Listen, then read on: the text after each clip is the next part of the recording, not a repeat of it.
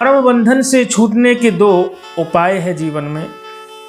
कर्मों के तत्व को जानकर निस्वार्थ भाव से जो कर्म करना और तत्व ज्ञान का अनुभव करना, उसी को कर्म बंधन से छूटने का दो मार्ग बताया गया है।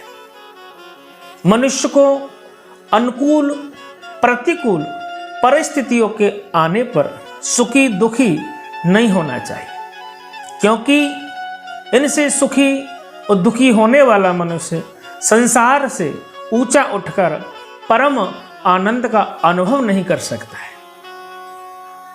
किसी भी साधन से अंत करण में समता आनी चाहिए। समता आए बिना मनुष्य सर्वदा निर्विकार नहीं हो सकता है। सब कुछ भगवान ही है, ऐसा मन में भाव बनाओ। सब कुछ भगवान ही है, ऐसा स्वीकार कर लेना ही सर्वश्रेष्ठ साधन है। जब ये जीव अपने अंतःकरण से हृदय भाव से ये स्वीकार कर लेता है कि सब कुछ भगवान ही है, ऐसा स्वीकार कर लेना ही सर्वश्रेष्ठ साधन है।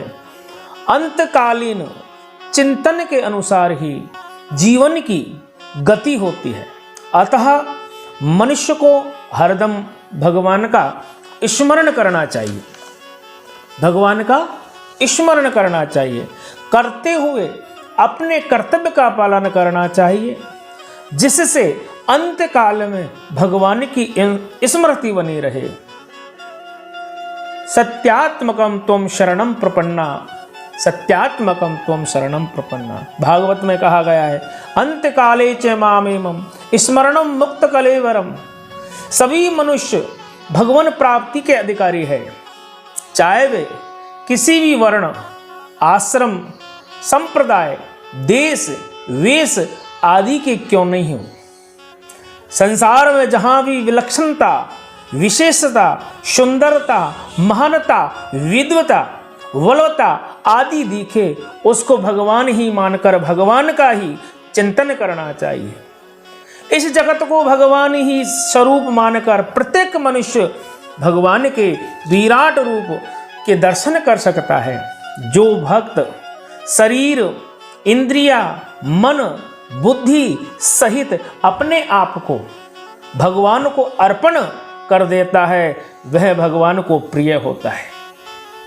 संसार में एक परमात्मा तत्व ही जानने योग्य है। अनेकों